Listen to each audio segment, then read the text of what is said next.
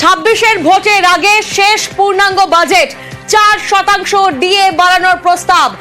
এবার 2026 সালের বিধানসভা নির্বাচনের আগে এবারের বাজেট মুখ্যমন্ত্রী মমতা বন্দ্যোপাধ্যায়ের সরকারের শেষ পূর্ণাঙ্গ বাজেট। আর এই বাজেটে রাজ্য সরকারি কর্মচারীদের জন্য সুখবর, রাজ্য সরকারি কর্মীদের ডিএ বাড়ল। 2025-এর 1 এপ্রিল থেকে কার্যকর হবে। রাজ্য সরকারি কর্মীদের ডিএ এবার বেড়ে 18%। পাশাপাশি নজর রাখবো পথশ্রী প্রকল্পে 1500 কোটি বরাদ্দ করা হয়েছে। 26-এর ভোটের আগে শেষ পূর্ণাঙ্গ বাজেট, আর এই বাজেটে পথশ্রী প্রকল্পের জন্য 1500 কোটি টাকা বরাদ্দ করা হয়েছে। ঘাটাল মাস্টার প্ল্যানে 500 কোটি টাকা বরাদ্দ করা হয়েছে। নদীর ভাঙন রোধে 200 কোটি টাকা বরাদ্দ করা হয়েছে। নদী কেন্দ্রিক এলাকায় নদী বন্ধন প্রকল্প চালু করা হচ্ছে, অর্থাৎ যারা নদী তীরবর্তী এলাকায় থাকেন সেই সব এলাকার বাসীরা তারা সুবিধা পাবেন নদী বন্ধন প্রকল্পের মাধ্যমে। নদী ভাঙন রোধে 200 কোটি বরাদ্দ করা হয়েছে। 26-এর ভোটের আগে শেষ পূর্ণাঙ্গ বাজেট। আরো 16 লক্ষ উপভোক্তার বাংলার বাড়ি। নজর রাখবো বাংলার বাড়ির দিকে, সেদিকেও কিন্তু বরাদ্দ করা হয়েছে। আরো 16 লক্ষ উপভোক্তার বাংলার বাড়ি প্রকল্পে আরো 16 লক্ষ উপভোক্তা, অতিরিক্ত 9600 কোটি বরাদ্দ করা হয়েছে। 26-এর ভোটের আগে আজ শেষ পূর্ণাঙ্গ বাজেট পেশ করছেন রাজ্যের অর্থ প্রতিমন্ত্রী চন্দ্রিমা ভট্টাচার্য, এবং সেখানে একের পর এক বড় ঘোষণা। আর এরপর নজর রাখবো গঙ্গাসাগর সেতুর জন্য বরাদ্দ 500 কোটি টাকা। গঙ্গাসাগর সেতুর জন্য বরাদ্দ 500 কোটি টাকা। 37,000 কিলোমিটার গ্রামীণ রাস্তায় বরাদ্দ হচ্ছে 1500 কোটি টাকা। 37,000 কিলোমিটার গ্রামীণ রাস্তায় বরাদ্দ 1500 কোটি টাকা। 26-এর ভোটের আগে শেষ পূর্ণাঙ্গ বাজেট। 1 এপ্রিল থেকে বর্ধিত হারে ডিএ কার্যকর হবে। 2026 সালের বিধানসভা নির্বাচনের আগে 2026 সালের বিধানসভা নির্বাচনের আগে এবারের বাজেট মুখ্যমন্ত্রী মমতা বন্দ্যোপাধ্যায় সরকারের শেষ পূর্ণাঙ্গ বাজেট, এবং সেই বাজেটের মুখে আমরা দেখছি যে একেবারে একের পর এক বড় ঘোষণা। ঘাটাল মাস্টার প্ল্যান, রাজ্য বাজেটে ঘাটাল মাস্টার প্ল্যান নিয়ে বড় ঘোষণা অর্থ প্রতিমন্ত্রী চন্দ্রিমা ভট্টাচার্যের। ঘাটাল মাস্টার প্ল্যানের কাজ 2 বছরে শেষ হবে বলে জানালেন। এই প্রকল্পের মোট খরচ 1500 কোটি টাকা। এবারে রাজ্য বাজেটে বরাদ্দ করা হলো মোট 500 কোটি টাকা। আমরা দেখেছিলাম এই বাজেট নিয়ে প্রত্যাশা ছিল, জনমুখী প্রকল্প থেকে শুরু করে কর্মসংস্থান, মহার্ঘ ভাতা নিয়ে প্রত্যাশা ছিল। প্রতিনিধি সোমরাজ এই মুহূর্তে আমাদের সঙ্গে রয়েছেন, সরাসরি সোমরাজের কাছে একবার যাব। সোমরাজ, আমরা দেখেছি যে আজকের এই বাজেট পেশের আগে প্রত্যাশা ছিল সাধারণ মানুষ থেকে শুরু করে রাজ্য সরকারি কর্মীদের। আরো একবার তোমার থেকে জানার চেষ্টা করব আজকের এই বাজেটে কি কি ঘোষণা হলো।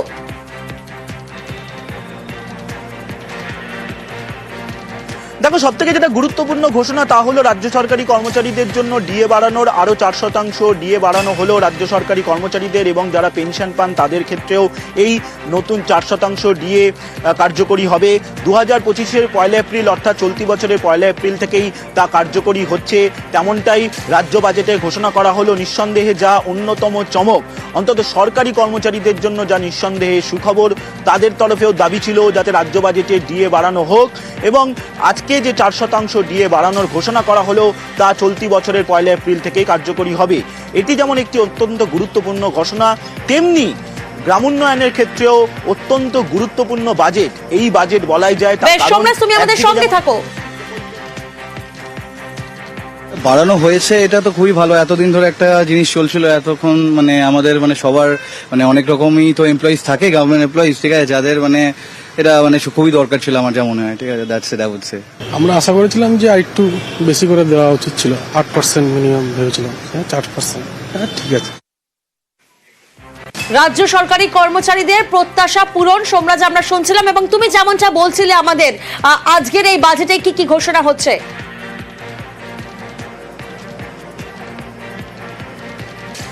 দেখো একদমই যেটা তোমাকে বলছিলাম যে সরকারি কর্মচারীদের জন্য 4% ডিএ বাড়ানো যেমন অত্যন্ত গুরুত্বপূর্ণ ঘোষণা, তেমনি গ্রাম উন্নয়নকেও কিন্তু যথেষ্ট গুরুত্ব দেওয়া হলো এবারের বাজেটে। বিশেষ করে তুমি যদি দেখো পথশ্রী প্রকল্প, যেখানে গ্রামীণ রাস্তা তৈরি হবে, 37,000 কিলোমিটার গ্রামীণ রাস্তা তৈরি করা হবে, তার জন্য 1500 কোটি টাকা বরাদ্দ করা হলো। যে প্রকল্পে অর্থাৎ প্রধানমন্ত্রী গ্রামীণ সড়ক যোজনা, যে প্রকল্পে কেন্দ্র টাকা বন্ধ করে রেখেছে বলে অভিযোগ তুলেছেন বারবার মুখ্যমন্ত্রী মমতা বন্দ্যোপাধ্যায়, এবং সেই গ্রামীণ রাস্তা তৈরির জন্য 2026-এর বিধানসভা নির্বাচনের আগে 1500 কোটি টাকা বরাদ্দ নিঃসন্দেহে যথেষ্টই গুরুত্বপূর্ণ, এবং সেক্ষেত্রে গ্রামোন্নয়নের পরিকাঠামো উন্নয়নকেই এই বাজেটে অত্যন্ত গুরুত্ব দেওয়া হয়েছে। অন্যদিকে বাংলার বাড়ি, যে বাংলার বাড়ি নিয়ে দীর্ঘদিন ধরে অপেক্ষায় রয়েছেন 40 লক্ষ উপভোক্তা, যার মধ্যে 12 লক্ষ উপভোক্তাকে ইতিমধ্যেই প্রথম কিস্তি 60,000 টাকা রাজ্য সরকার দিয়েছে, আর দ্বিতীয় পর্যায়ে প্রথম কিস্তির 60,000 টাকা ডিসেম্বর মাসে দেবে রাজ্য সরকার আরো 16 লক্ষ উপভোক্তাকে। তো খুব খুশি। আমি কাবেরী সাউ, থ্যাংক ইউ।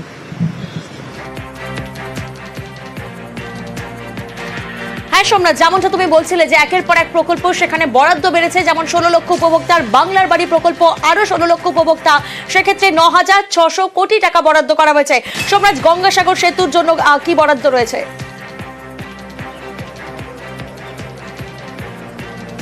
দেখো, গঙ্গাসাগর সেতুর জন্য 500 কোটি টাকা রাজ্য সরকার এই বাজেটে বরাদ্দ করলো। অবশ্যই আগামী 3 বছরের মধ্যে এই গঙ্গাসাগর সেতু তৈরির কাজ শেষ করার টার্গেট নিয়েছে রাজ্য, এবং তাকে মাথায় রেখেই 500 কোটি টাকা বরাদ্দ নিঃসন্দেহে যে প্রাথমিক কাজ, অর্থাৎ রাজ্য সরকার যে এই সেতু তৈরির কাজের গতি বাড়ানোর জন্য যথেষ্টই গুরুত্ব দিচ্ছে, এই বরাদ্দ দেখে তা স্পষ্ট।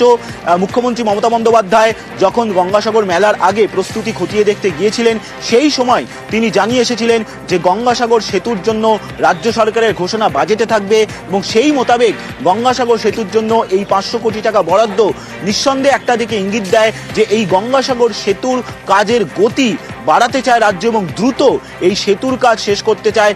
তার জন্যই প্রাথমিকভাবে 500 কোটি টাকা এই গঙ্গাসাগর সেতুর জন্য বরাদ্দ করা হলো।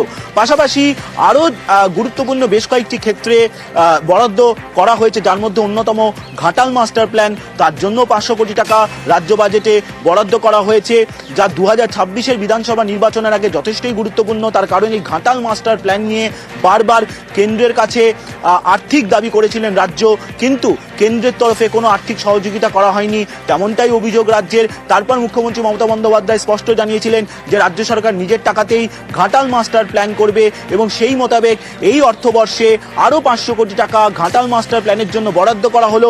নিঃসন্দেহে এটা স্পষ্ট এই অর্থ বরাদ্দ দেখে যে ঘাটাল মাস্টার প্ল্যানের কাজের গতি আরও বাড়াতে চাইছে রাজ্য, এবং তাকে মাথায় রেখেই এই 500 কোটি টাকা বরাদ্দ নিঃসন্দেহে গুরুত্বপূর্ণ।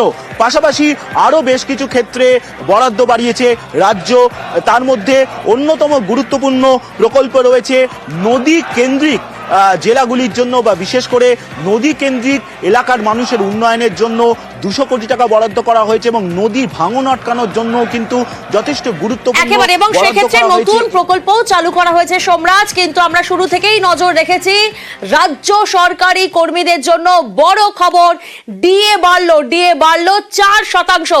সোমরাজ, সেক্ষেত্রে কবে থেকে কার্যকরী হচ্ছে আরো একবার আমাদের দর্শকদের জন্য যদি তুমি জানাও।